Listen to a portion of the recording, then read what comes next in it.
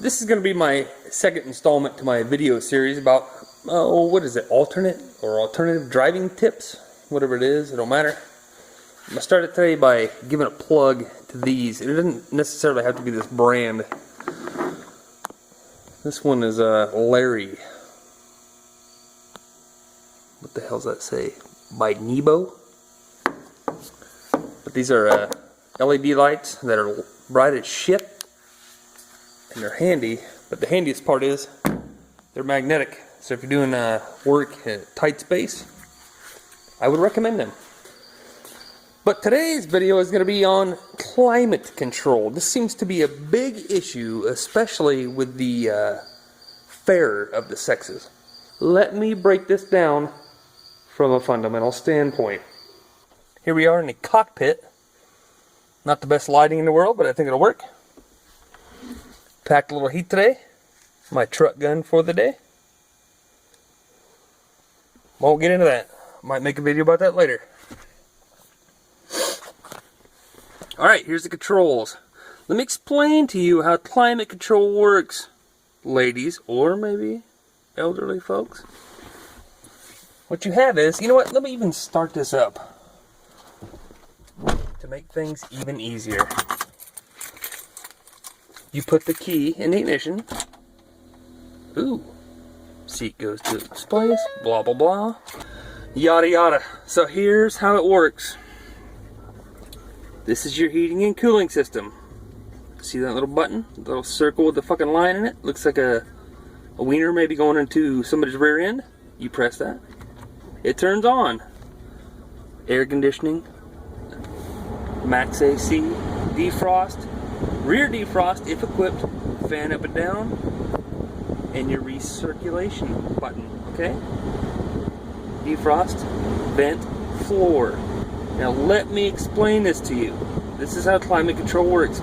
Let's go ahead and shut off auto. I guess I can't. Well, yeah, I can. I'll just do this. Now that goes to your vent. This goes to your floor. That's vent and floor, then floor, defrost and floor. See how that works? You can do all this manual. This passenger temp, cool, hot. Driver temp, cool, hot. Heated seats, if equipped. Now, I don't want to get too far ahead of you guys. Here's how climate control works. When you push auto, temperature you have it set to. I can go all the way down to 60 and then go all the way up to 90.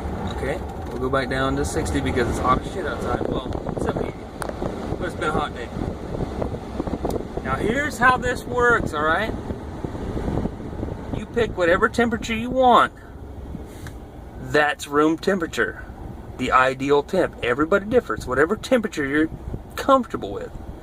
Now when you turn this on and you have it set to that temp, the vehicle is going to go to it, okay? It's going to fight to get to it. Like if it's really hot out and say your car's been sitting out and it's hotter than shit, it's going to fight to get there. It's going to turn up the goddamn vents.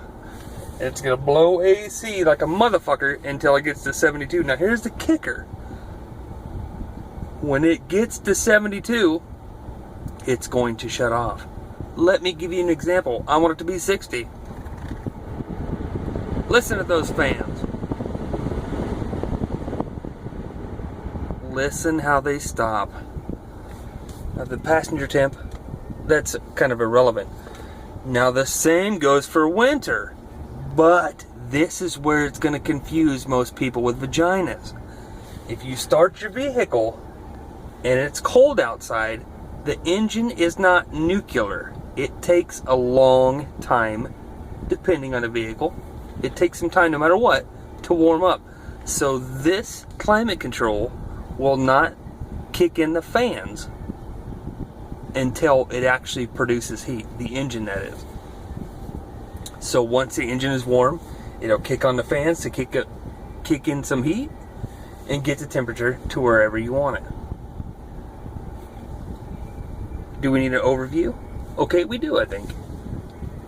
turn air conditioning, or excuse me, climate control on, or turn your air on, set auto. Auto is climate control. That is short for automatic, which means it will automatically get to the temperature you want. Set the temperature with your dial, and the vehicle does it by its fucking self. It's glorious. I don't think I need a follow-up video for vehicles with manual heating and cooling, because that seems to be the thing people are having trouble with. Climate control controls your climate.